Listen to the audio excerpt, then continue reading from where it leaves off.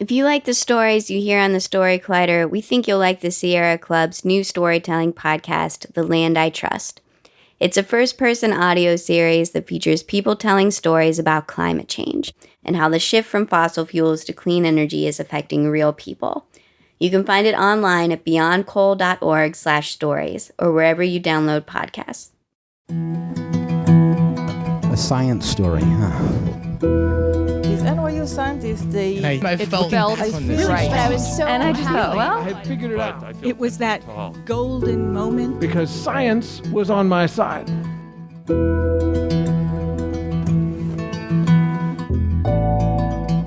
Hi, everybody. Welcome to the Story Collider, where we bring you true personal stories about science. I am your host, Erin Burke. This week, we're presenting two stories about home and community. Our first story is from Keoni Mahelona. It was recorded in September 2017 at Meow in Wellington, New Zealand, at our show produced in partnership with SCANS, the Science Communication Association of New Zealand. As a child, I was always afraid of sharks in the ocean, and any little sign that was there that could perhaps be a shark would really give me a fright. So if there was a black spot on the bottom of the ocean floor, I'd get a fright. If there was this cusp of a wave that could be a shark's fin, I'd get a fright. Even what I didn't see sort of gave me the thought that there could be a shark there, and that just terrified me. And I struggled with this because as a native Hawaiian, I thought, why am I afraid of sharks? Because Hawaiians shouldn't be afraid of sharks. Sharks are our protectors. You see, as a native Hawaiian, sharks can be known as aumakua. And aumakua is kind of like a kaitiaki. They're a guardian. They're an ancestor who's been reincarnated in this world to protect us. And there's stories like this all throughout Hawaii. In fact, my great-grandmother, Ann Piahi, was known to literally swim with sharks in Pearl Harbor. That was before it was bombed and drenched and all that stuff. So, you would think that I wouldn't have any anxiety in the water around sharks when we've got this rich history around, sharks being our protectors. And even to this day, I still get a fright in the ocean. I do a lot of ocean swimming here in Aotearoa. And I do hope that the Māori sharks talk to the Hawaiian sharks. So when they see me, they'd be like, oh, he's cool, he's Hawaiian. I don't know if it was, say, Jaws or news outlets publishing stories about people being eaten alive by sharks, but something instilled this sense of fear in me. And it angers me that my instincts in the water are governed by these Western influences rather than the stories of my tupuna. And we have a lot of great stories in our family, like rich stories about our history, whether there's stories about our indigenous culture or stories that sort of make reason with the Western world. I haven't fact-checked the stories of my tupuna, and I don't intend on. But regardless, the stories really shaped my view of the world as a child. So my great-grandfather was an engineer. He got into Notre Dame at the age of 16, so apparently he was pretty smart. When New York had its blackout in 1960-something, the story goes that my grandfather had this device. And he went to the people in New York and said, hey, look, I've got this device, and it could really solve your energy problems. And apparently Big Brother or somebody didn't like this, so he was threatened over possessing this sort of technology. And I just want to pause there, because my grandfather sounds pretty cool, right? He's like this engineer, he's got this really cool device that could save the world, and he's being threatened. It's sort of like, the perfect grandfather you could want. He's sort of like Rick, right? Like from Rick and Morty. But the threats got so bad that my grandfather committed suicide, and I never got to meet him. And so as a child, this story really intrigued me. And I thought, what was it? What was it that my grandfather invented? What is it? A perpetual energy machine? Could I one day find his invention and use it to save the world or get rich, or maybe do both, because you can do that these days?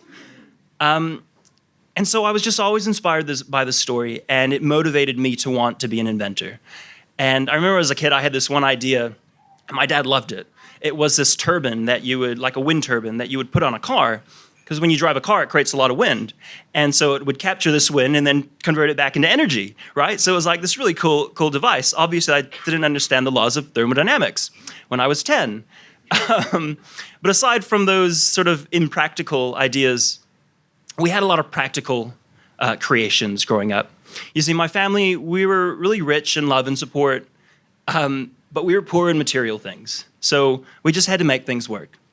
My sister and I grew up in what we call a shack. It was a house that my father built with his own hands. It's one of those houses you just sort of keep adding on as you have the money to.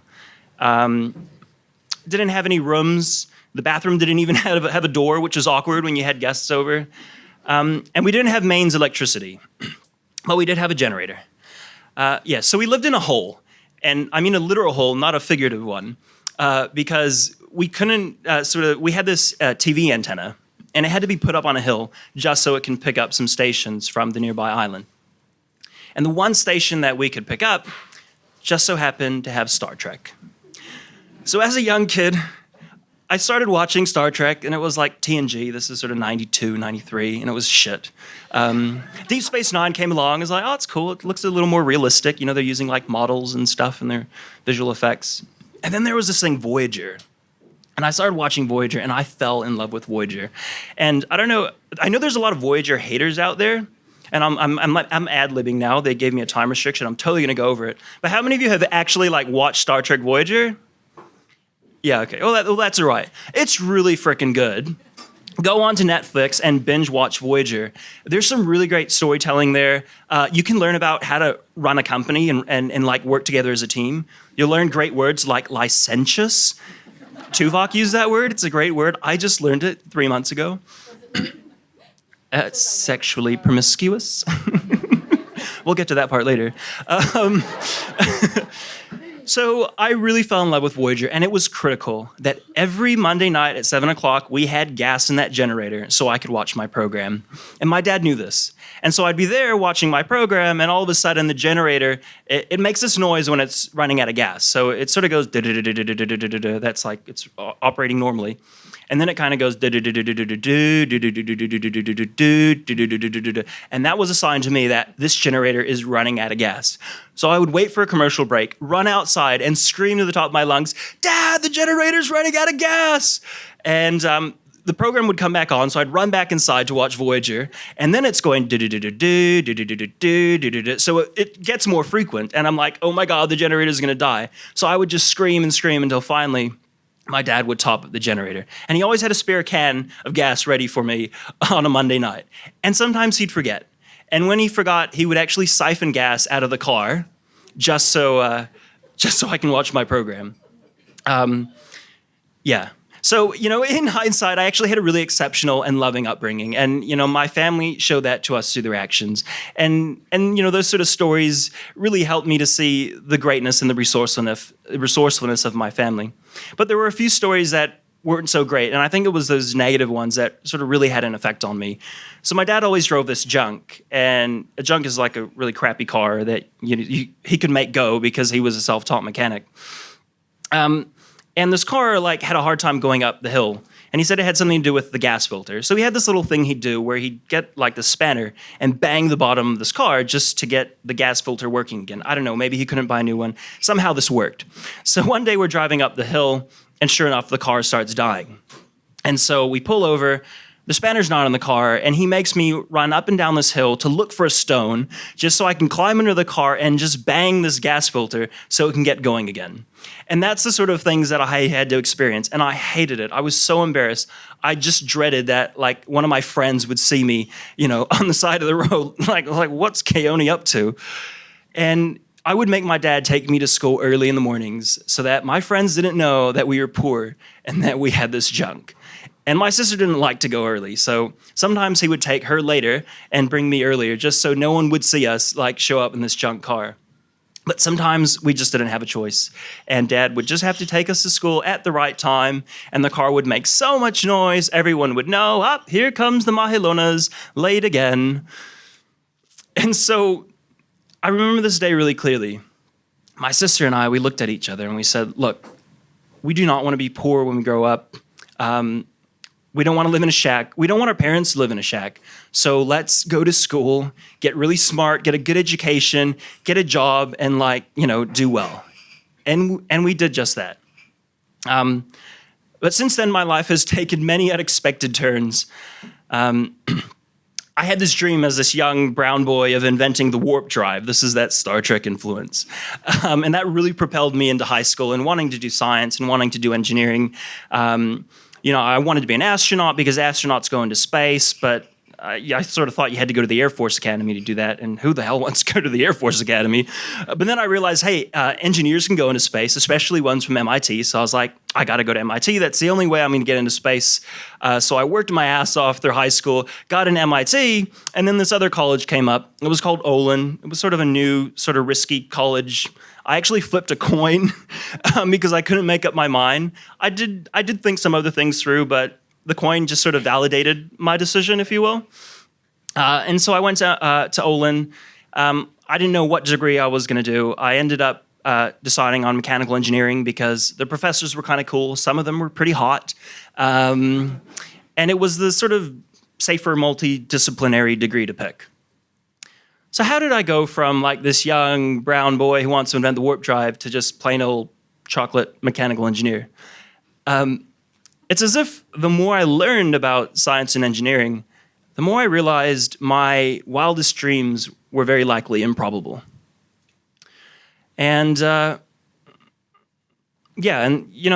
really affected me. But throughout my journey and my careers, there'd be these perturbations in my reality, these inexplicable things that would happen that would just make me think, is there more than just science that's going on here?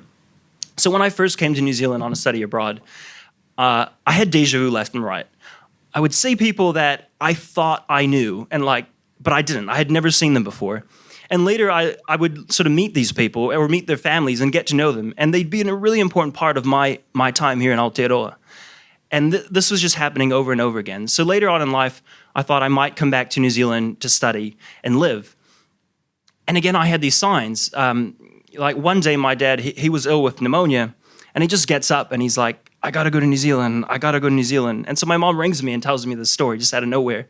I was living in Boston at the time, working at a robotics company, and I would just be walking down the street or like working in my garden, and I'd get this whiff. Like something would just trigger my brain and like remind me of New Zealand. There was no Monaco around. There was nothing in Boston, that could possibly be New Zealand. But I would just have these connections. And then one day I had a dream. And in that dream, I was actually here in Wellington, and I met this Māori boy, and he actually turned out to like be the man of my dreams. And so I thought, maybe I'm doing the right thing. Maybe I need to go to New Zealand.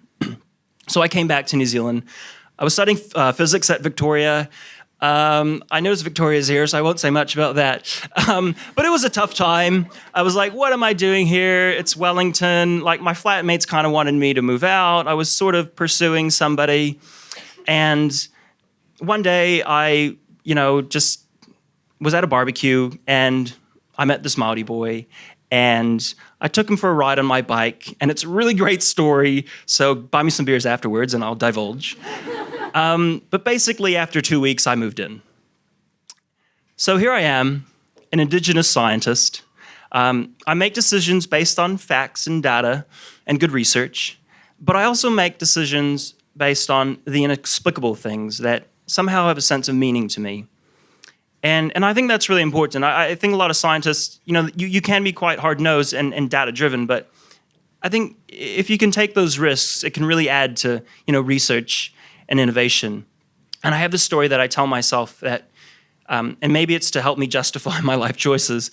It's this kōrero that I say that things happen in a roundabout way. So I came here to New Zealand to study nanotechnology so I could become this like filthy rich entrepreneur. That didn't happen.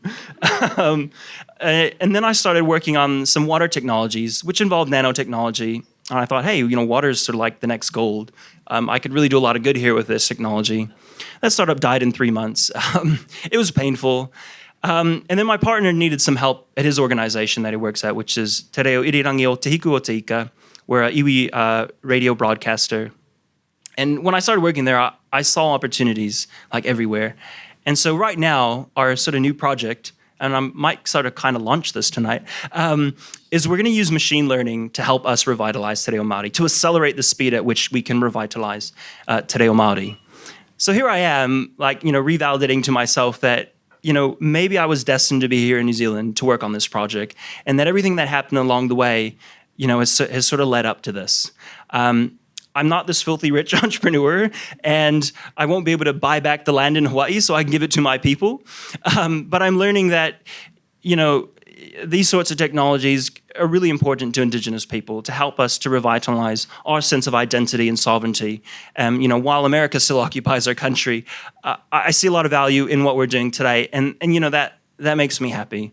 And I don't think I would have been here if it wasn't for taking those risks. If it wasn't for that story that my grandfather or my grandmother, might have been doing something that didn't seem very factual, I don't think I would have been here today, and I wouldn't be working on this really cool project. So yeah, I think I'm pretty content with things right now, and yeah, I'm still working on that warp drive thing. So, thank you.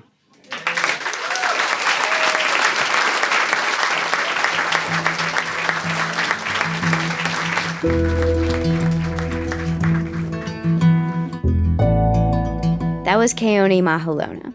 Keoni works at a Maori social enterprise whose mission is to promote and preserve the language of Maori tribes in the far north of New Zealand, and they use science and innovation to create the tools they need to achieve their mission. He hopes his story will encourage other Maori and Pacific Islanders to pursue a future in STEM. And if you yourself are based in New Zealand, we are hoping to return to that amazing country in the new year. So look for upcoming shows on our website. Stay tuned for the next story after this message from our sponsor.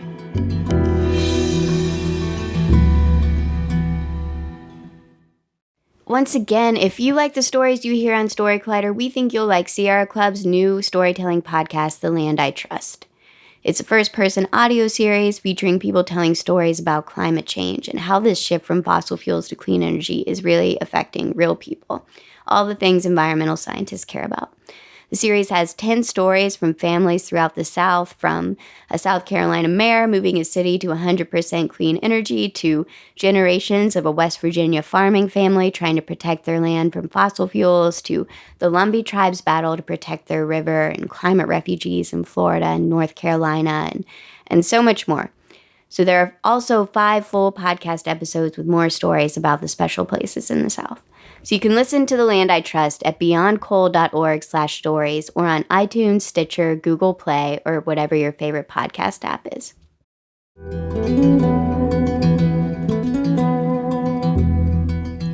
Welcome back. Our second story today is from Chuck Collins. It was recorded in June 2017 at the Oberon in Cambridge, Massachusetts. The theme that night was sweet and sour.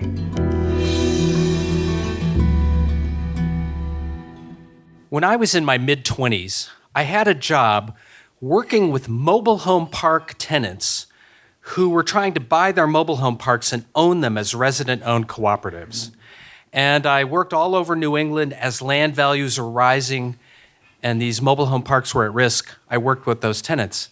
And I got a call from a group in Bernardston, Massachusetts, 30 mobile home park residents whose park was up for sale and they needed help. One thing you should know is in my mid-20s, I looked incredibly young. I looked like I was about 17. I had painful skin acne. I was fairly skinny and awkward. So I remember the first time I met with the leaders of this resident group, they sort of looked at me like, this high school student with shaggy hair and bad skin is going to help us save our homes? But they came to trust me. And I think part of what happened is I interviewed each of them about their financial situation. So I sort of knew all their personal financial secrets. And in those conversations, I really got to know people. I knew what their savings were. I knew what their incomes were. I knew because I was trying to figure out, did they have enough money? Were there enough people there who could contribute to a down payment towards the purchase of the park? So after I had done my analysis, we had a meeting with the 9 leaders of this mobile home park, and we were meeting in Harlan and Mary Perro's double-wide mobile home with this group of leaders. And I was actually personally in agony at that moment for 2 reasons.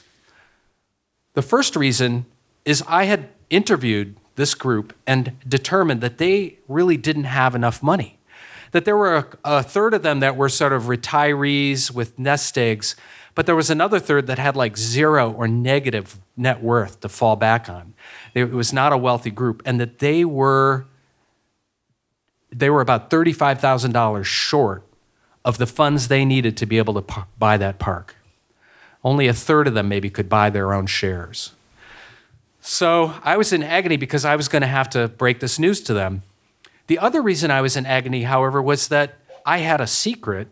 I knew all their financial secrets, but they had no idea that I was a wealthy young man. That when I was 21, I had inherited a substantial amount of money. My family's from a meatpacking family from the Midwest, and I had this wealth. And I actually was thinking, well, $35,000, I could personally write a check to cover that gap. I could even pretend that, oh, look, I got a grant from somewhere else. And I was actually thinking that I might do it, that I might actually, because I had come to really appreciate just how vulnerable they felt, how, what a community they had built together, and that all of that was at risk.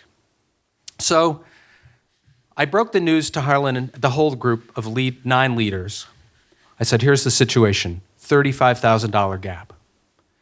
And there was this little Paul in the room. And then this guy, Reggie, said, well, I have enough to buy my share, and I have another $6,000 that I could have put into the purchase. And I'm like, that's all his money.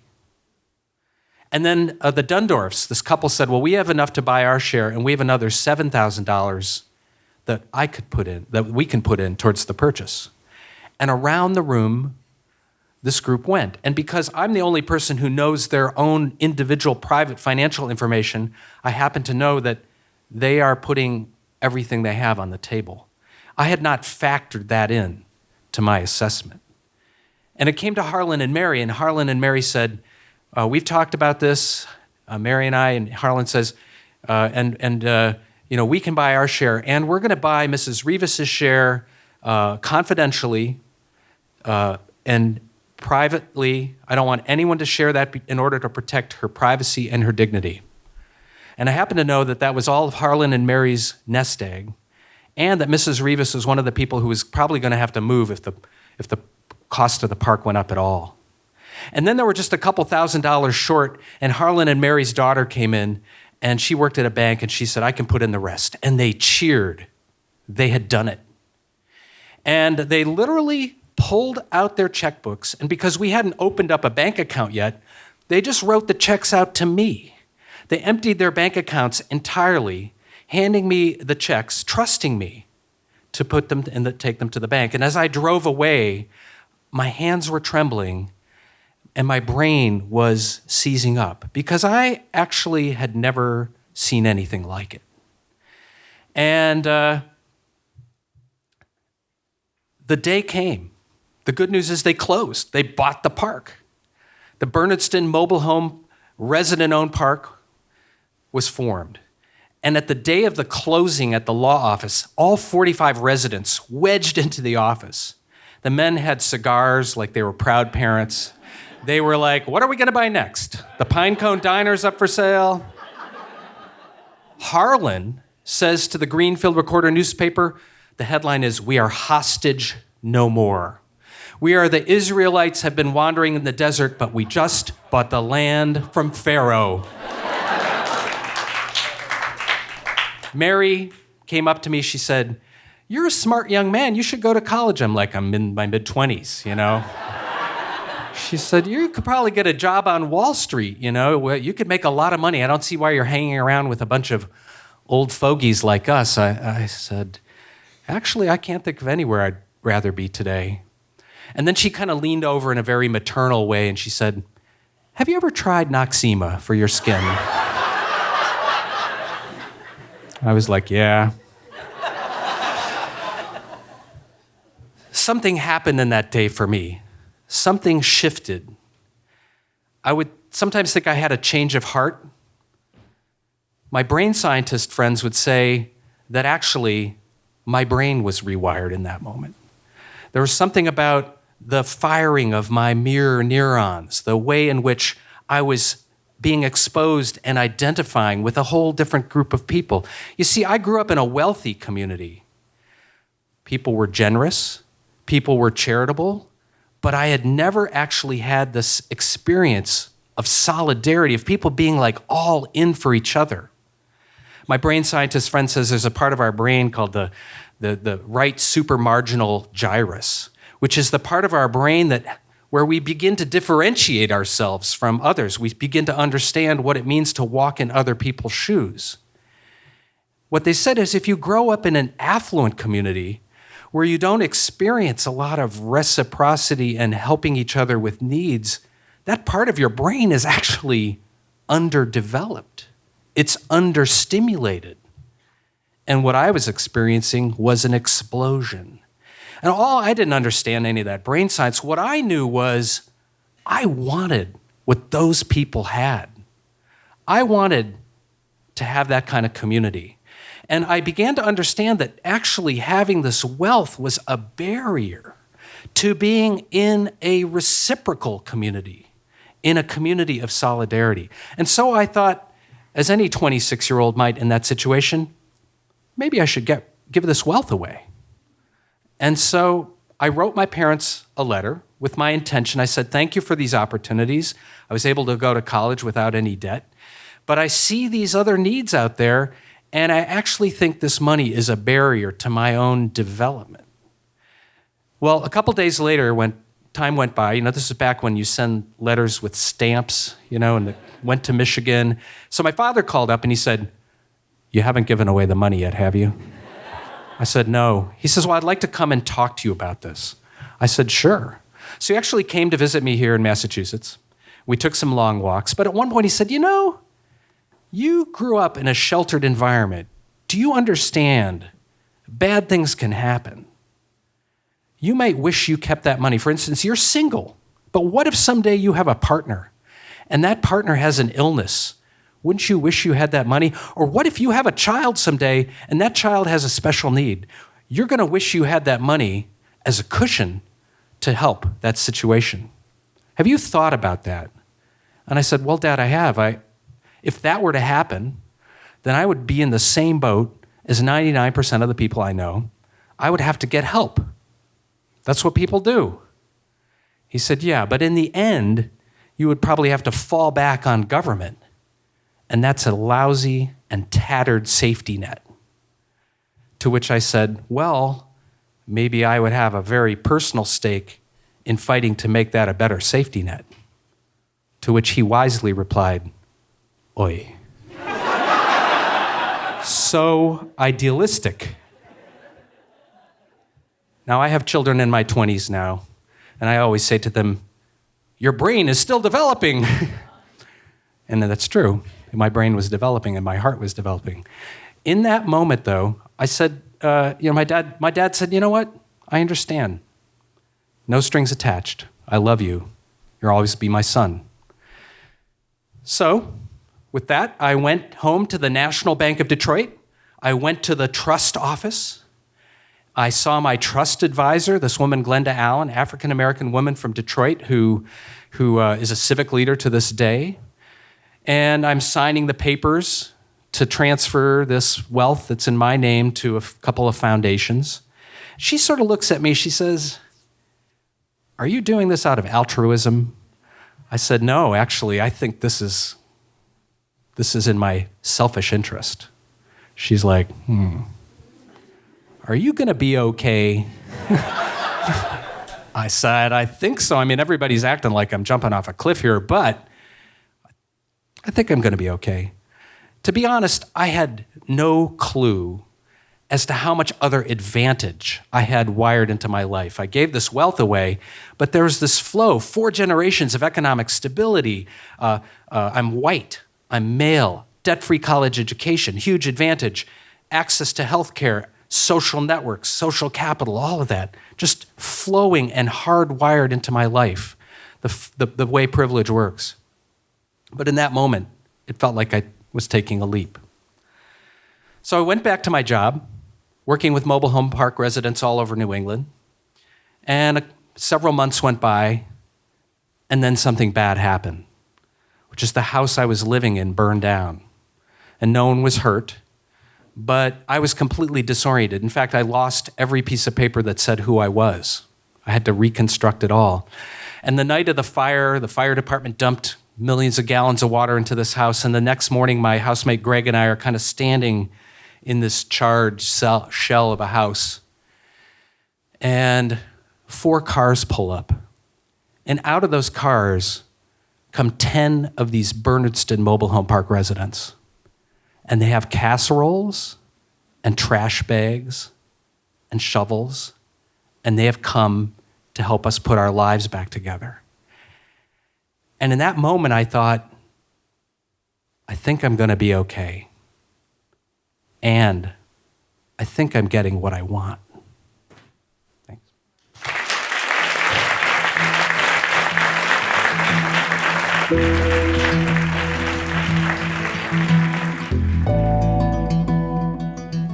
That was Chuck Collins.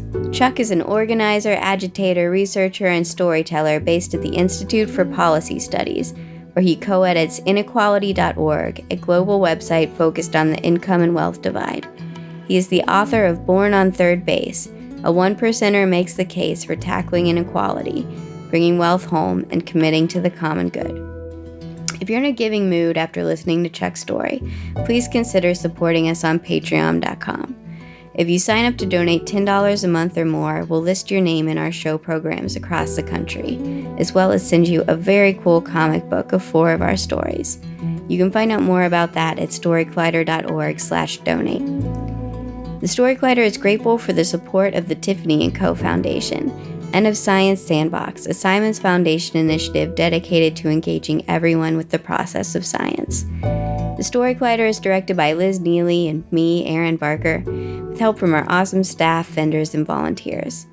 The stories featured in today's podcast were from shows produced by me, Aaron Barker, Liz Neely, Christine Gentry, and Ari Daniel.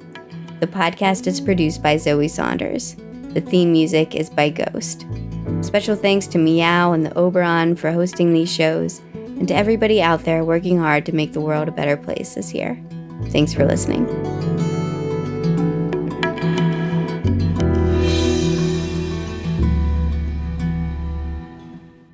Before we go, we just want to remind you one more time that if you like the stories you hear on Story Collider, we think you'll like Sierra Club's new storytelling podcast, The Land I Trust.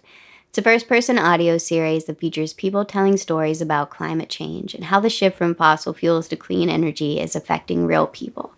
You can find it online at beyondcoal.org/stories or wherever you download podcasts. Thanks.